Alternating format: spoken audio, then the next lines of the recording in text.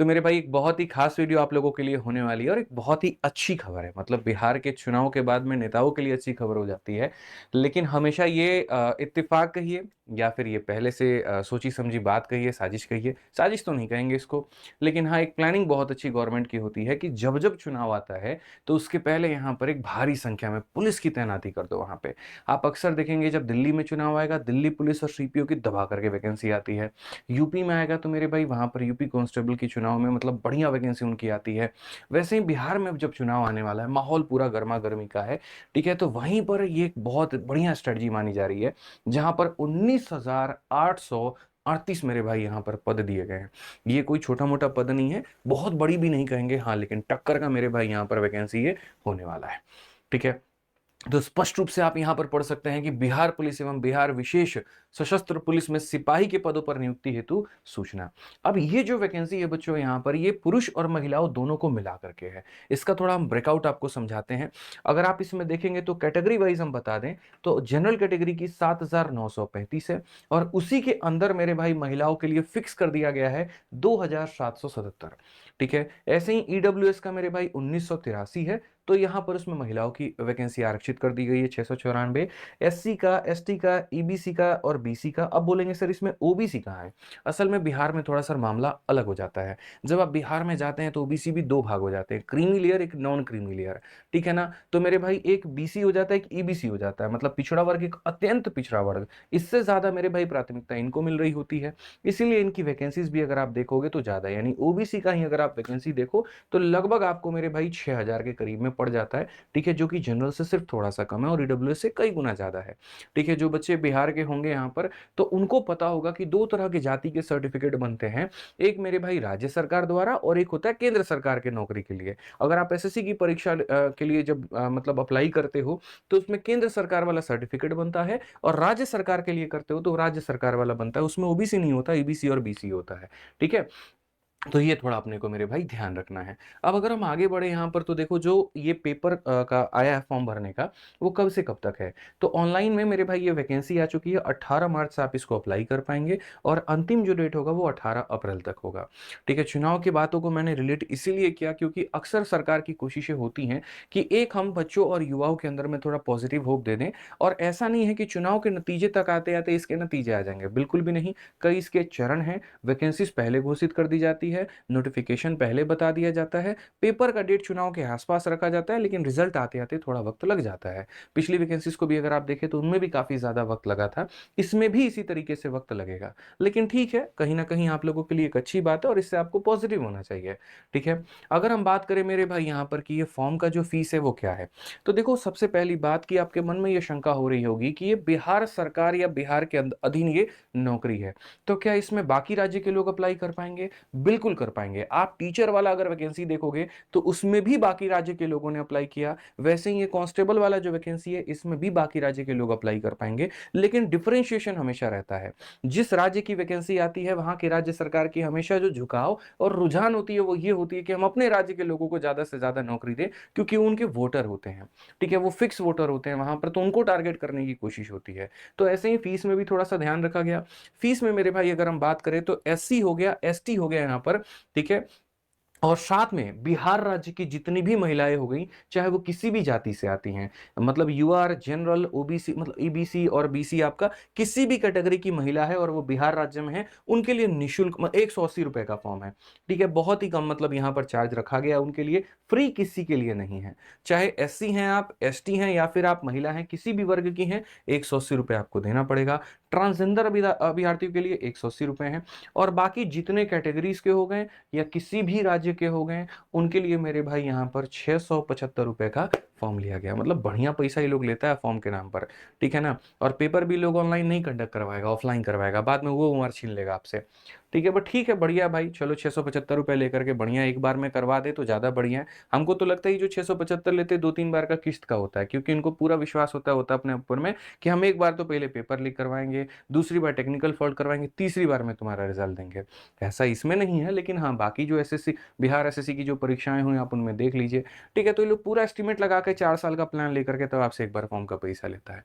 ठीक है, हम आपको नेगेटिव यहाँ पर नहीं कर रहे हैं जो कि चलन है, मतलब जनरली स्टेट एग्जाम्स का, वो हम आपको एक बता रहे हैं यहाँ पे। अगर हम बात करें शैक्षणिक योग्यता को लेकर के, तो देखिए जो सब इंस्पेक्टर की बहाली होती है वो ग्रेजुएट लेवल पर होती है, और जो कांस्टेबल की होती है वो 10+2 लेवल पर होती है, चाहे आप यहाँ पर यूपी में देखिए, दिल्ली में देखिए, बिहार में देखिए, और ये इसका मतलब स्टैंडर्ड माना जाता है। लेकिन इसमें 10+2 वाला कौन सा बच्चा, क्या जिसका इस साल नवंबर में हो रहा है वो इसको अप्लाई कर पाएगा? बिल्कुल भी नहीं। जिनकी डिग्री 18 अप्रैल के पहले तक की है, ठीक है, डिग्री का मतलब यहां पर कि आपके हाथ में वो डेट में, उस सर्टिफिकेट में वो लिखा होना चाहिए। तो अगर वो लिखा हुआ है तो आप इस पद के लिए योग्य हैं, और अगर वो नहीं लिखा हुआ तो आप इसके लिए योग्य नहीं है। बाबू चाहे उसके बाद में तुम्हारा 19 अप्रैल को रिजल्ट कहना आए हो, जाओ अगले साल का तैयारी करना, इसमें तुम्हारा कोई रोल नहीं है। ठीक है, क्या आयु सीमा का कोई बड़ा रोल है यहाँ पर? क्या मैं इसको अप्लाई कर सकता हूँ? ठीक है, क्या आदित्य रंजन इसको अप्लाई कर सकते हैं? बिल्कुल भी नहीं कर सकते, इस बात को समझने की आवश्यकता है। यूआर वाले जो है मेरे भाई, उनकी उम्र 18 से 25 होनी चाहिए। ईडब्ल्यूएस वाले मेरे भाई 18 से 25 वाले होने चाहिए भाई यहाँ पर। एससी वाले जो है वो 18 से 30 के बीच में होने चाहिए। एसटी का मेरे भाई यहाँ पर 18 से 30 का होना चाहिए। ईबीसी यानी अत्यंत पिछड़ा 18 से 27, मेल और फीमेल 18 से 28 है।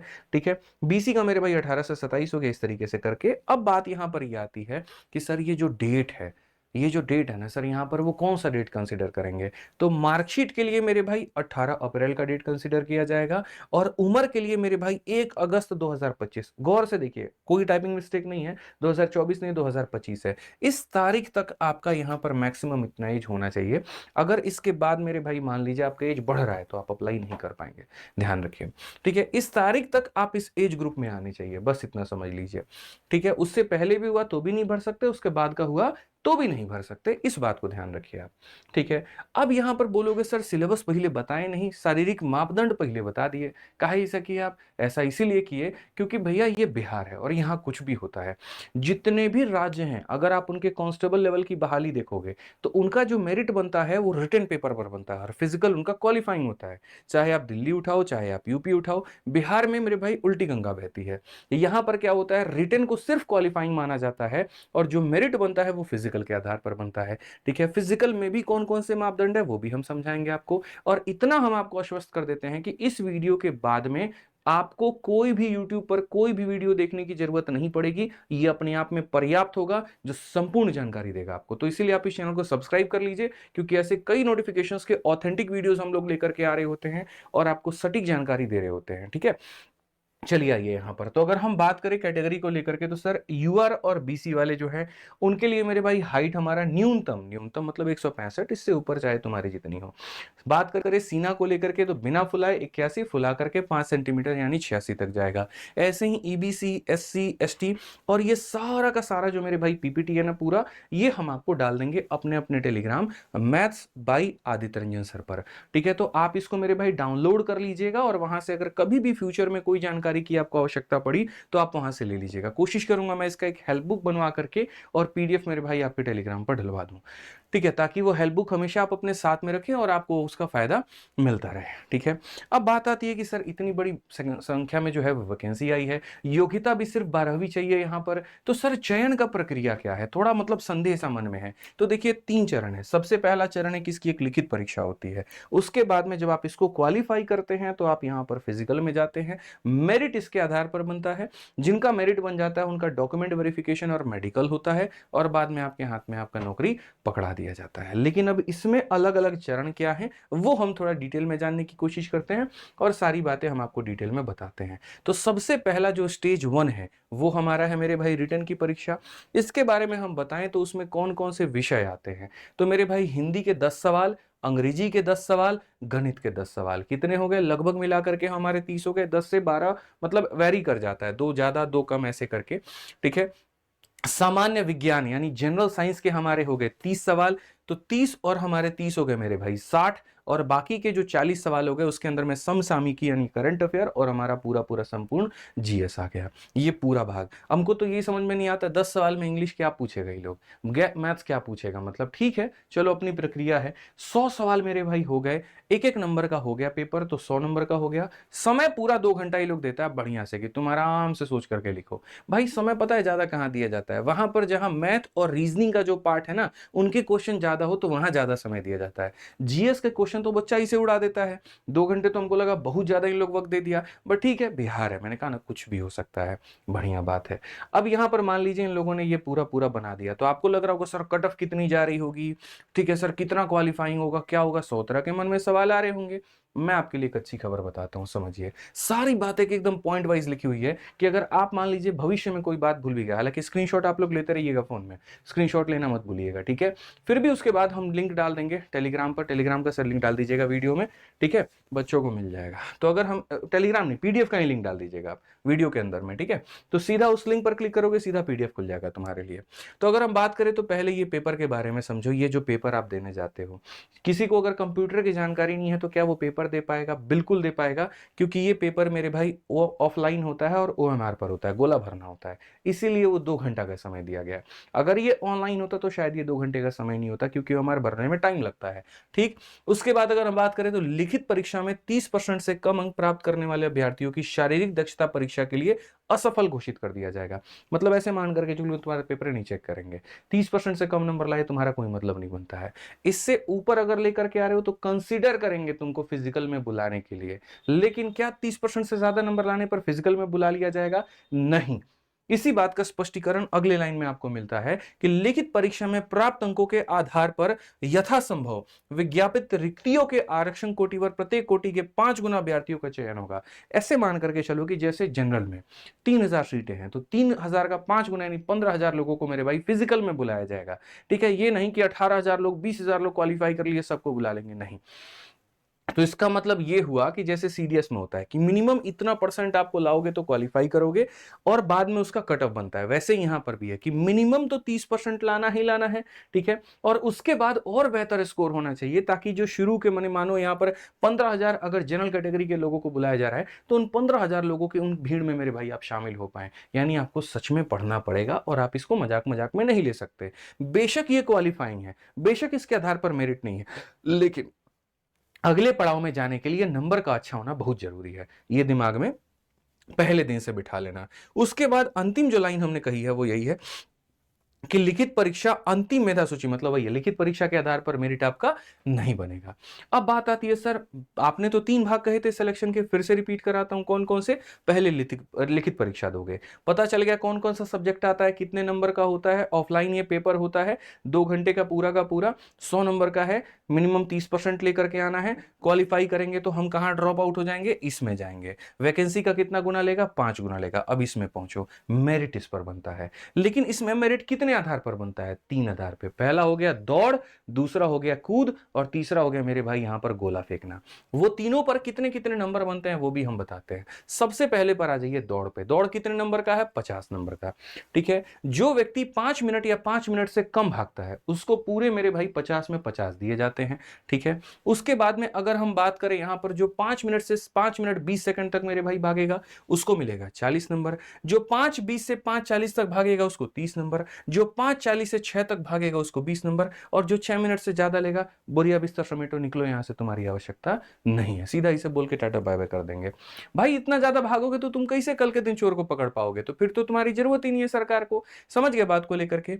ये ध्यान रखना है। जैसे ये पुरुषों का कहानी है तो महिलाओं के भी कुछ ऐसे ही नंबर दिए गए हैं। 4 मिनट से अगर आप कम आती हैं तो 50 अंक। भाई 50 में 50 लाना अपने आप में बहुत बड़ी बात है, ये बात ध्यान लेकर के चलो। अब ये दौड़ कितने मीटर की होती है? तो ये दौड़ मेरे भाई यहाँ पर 1600 मीटर की होती है। 16 किलोमीटर नहीं है, 1600 मीटर की है। यहाँ पर 400 के 4 चक्कर तुम्हें लगाने पड़ सकते हैं, इतना ध्यान रखो। और इतने समय के अंदर में तो मतलब एक मुश्किल है थोड़ा सा, बट ठीक है, नौकरी है तो उसके आगे क्या मुश्किल है भाई। अब आप सोचो ना कितनी बढ़िया सरकारी नौकरी मिल रही है आपकी शारीरिक फिटनेस के आधार पर। और क्या चाहिए? योगा करो, भागो, रोज पहले से भागो। तो ये पॉइंट नंबर 1 हो गया मेरे भाई। 50 नंबर का तुम्हारा दौड़ हो गया। 50 नंबर का मेरे भाई यहां पर पहले आ जाते हैं ऊंची कूद। अब ये कूद की अगर हम बात करेंगे यहां पर तो ये जरा देखो, ये अधिकतम है 25 नंबर का, ठीक है। सभी कोटि के पुरुषों के लिए न्यूनतम ऊंचाई मेरे भाई 4 फीट, ठीक है। 4 फीट अगर आप मेरे भाई करते हैं आपको 13 अंक मिलेंगे। यहां उल्टा है थोड़ा, मिनिमम कितना चाहिए? 4। 4 फीट 4 इंच अगर आप करते हैं 17। 4 फीट 8 इंच मेरे भाई यहां पर 21। और 5 फीट पे आपको मिलते हैं मेरे भाई कितना? 25 अंक आपको मिलता है। ठीक है, पूरा 25 नंबर का समीकरण समझ गए। उसी तरीके से यहां पर मेरे भाई महिलाओं का भी दिया गया है। तो 50 नंबर का आपका हो गया मेरे भाई दौड़, 25 नंबर का हो गया आपका कूद, और 25 नंबर का आपका हो गया मेरे भाई गोला फेंक। यहां पर अगर आप यहां देखो तो समझ में आ गया। गोला फेंक में क्या है, 16 फीट से 17 फीट में 9 अंक, 17 फीट से मेरे भाई ज्यादा पर आपका 13 अंक हो गया। ठीक है, 18 फीट से ज्यादा मेरे भाई यहां पर इतना हो गया, 19 फीट से ज्यादा यहां पर इतना हो गया, और 20 फीट से ज्यादा यहां पर कितना हो गया, तो 25 अंक हो गया। यानी ये पूरे पूरे 25 नंबर यहां से 100 नंबर आपका पूरा हो गया। अब इसी 100 नंबर के आधार पर भैया आपकी बनेगी मेरिट, और इसी मेरिट के आधार पर बाद में आपको सीधा सीधा डॉक्यूमेंट वेरिफिकेशन और मेडिकल के लिए बुलाया जाएगा, और आपके हाथ में आपकी सरकारी नौकरी प्यारी सी सौंप दी जाएगी। क्या सिर्फ इतना ही आसान है? नहीं, अभी और भी बातें हैं, वो भी हमें समझने की आवश्यकता है। असल में जो ये शारीरिक दक्षता की जो परीक्षा होती है सर, यहां कहा गया कि नियत समय पुरुषों के लिए 6 मिनट एवं महिलाओं के लिए 5 मिनट में दौड़ पूरा करने वाले अभ्यर्थियों को गोला फेंक एवं अथवा सूची मतलब ये कूद वूद में भागा जाएगा। जो दौड़ ही क्वालिफाई नहीं कर पाया उसको आगे के स्टेजेस में नहीं भेजेंगे, उसको बोलेंगे यहीं से निकलो, चलो टाटा बाय बाय। जिसने दौड़ क्वालिफाई किया उसी को आगे समय भी देंगे, उसी की आगे परीक्षा भी हो पाएगी। मेधा सूची मतलब मेरिट लिस्ट हो गया यहां पर। इसमें बड़ा आसान कहा गया कि लिखित जो पेपर है वो क्वालिफाइंग है, और जो फिजिकल वाला पेपर है उसी के आधार पर देखो तीन मतलब यहां पर जो आपके भाग हो गए, उन्हीं के आधार पर आपका मेरिट जो है मेरे भाई यहां पर बन पाएगा। मेडिकल परीक्षा के बारे में क्या कहा गया है, तो बोला गया है नियुक्ति के पूर्व बिहार पुलिस हस्तक 1978 प्रपत्र संख्या 103 के अनुसार सभी चयनित अभ्यर्थियों का चिकित्सा परीक्षण नियुक्ति प्राधिकार द्वारा कराया जाएगा। आंख, कलर ब्लाइंडनेस जो है, श्रवण शक्ति एवं हकलाहट की भी जो जांच होगी मेरे भाई, और नियुक्ति के लिए अभ्यर्थियों का चिकित्सक परीक्षा में योग्य पाना अनिवार्य है। मेडिकल क्वालिफाई नहीं करते हैं तो जितनी भी मेहनत आपने मेरे भाई यहां पर की है वो सारी की सारी बेकार हो जाएगी, सारी की सारी मेरे भाई यहां पर वो हो जाएगी। ठीक है, अब बात आते हैं चरित्र सत्यापन एवं पहचान। इतना शुद्ध हिंदी तो मेरे भाई हमने जीवन में कभी नहीं लिखा जितना हमको इसका लिखना पड़ा है। क्या अगर नोटिफिकेशन में ससुराल लोग इतना हिंदी भी दिया हुआ है, मतलब कैरेक्टर सर्टिफिकेट आसानी से बोल देते हैं। 4 बार तो हम सोचने में आ गए चरित्र सत्यापन, पर ठीक है चलो बढ़िया बात है। कैरेक्टर सर्टिफिकेट की बात ये कही गई है, ये भी बहुत जरूरी है। ठीक है, नेता का कैरेक्टर कैसा भी हो फर्क नहीं पड़ता, पुलिस मेरे भाई एकदम कैरेक्टर वाला चाहिए इनको। तो यहां पर बात करते हैं अभ्यर्थी का चरित्र सत्यापन एवं पहचान। नियुक्ति प्राधिकार द्वारा नियुक्ति के पूर्व सभी चयनित अभ्यर्थियों का चरित्र सत्यापन बिहार पुलिस हस्तक 1978 प्रपत्र संख्या 101 के अनुसार कराया जाएगा। प्रतिकूल प्रतिवेदन प्राप्त होने एवं अथवा अभ्यर्थियों द्वारा मतलब यहां तथ्य छुपाए जाने की स्थिति में संबंधित अभ्यर्थी नियुक्ति के लिए अयोग्य घोषित किए जाएंगे। इसके लिए आपको टेंशन लेने की जरूरत नहीं है भाई, इतना हिंदी का हम सार तुमको बताते हैं। कैरेक्टर सर्टिफिकेट अच्छा होना चाहिए। अब ये कैरेक्टर सर्टिफिकेट कौन बनाएगा, तो ये गैजेट ऑफिसर्स बनाते हैं। तो वो भी हम लोग आपको एक जो हेल्प बुक हम देंगे ना आगे चल के, तो उसके अंदर में हम पूरी तरीके से बता देंगे। किसी के कैरेक्टर सर्टिफिकेट में कोई दिक्कत आएगी तो आप मेरे से संपर्क कर सकते हैं, वहां पर मैं आपका ये सारा काम करा दूंगा। इतनी पहुंच थोड़ी बिहार सरकार में है, मैं आपको ये बात तो पहले कहता हूं, ये हमारा है, हम करवा देंगे आपका। दस्तावेज सत्यापन की अगर हम बात करें तो यहाँ क्या होगा सर, डॉक्यूमेंट वेरिफिकेशन के समय में ये सारे आपको डॉक्यूमेंट चाहिए कि मतलब बढ़िया आपका फोटो रहे, पहचान पत्र रहे, यहाँ पर जन्म तिथि का प्रमाण पत्र रहे, इंटरमीडिएट चूंकि इसकी मांग रहा है तो इंटरमीडिएट का आपका मेरे भाई यहाँ पर डॉक्यूमेंट हो। आप अगर जाति क्लेम करते हैं कि आप SC से हैं, ST से है, तो उसका प्रॉपर मेरे भाई बिहार सरकार के अंतर्गत में अगर ये आ रहा है तो वो मान्य मेरे भाई डॉक्यूमेंट हो। तो ये सारी चीजें आपके पास में होना बहुत जरूरी है।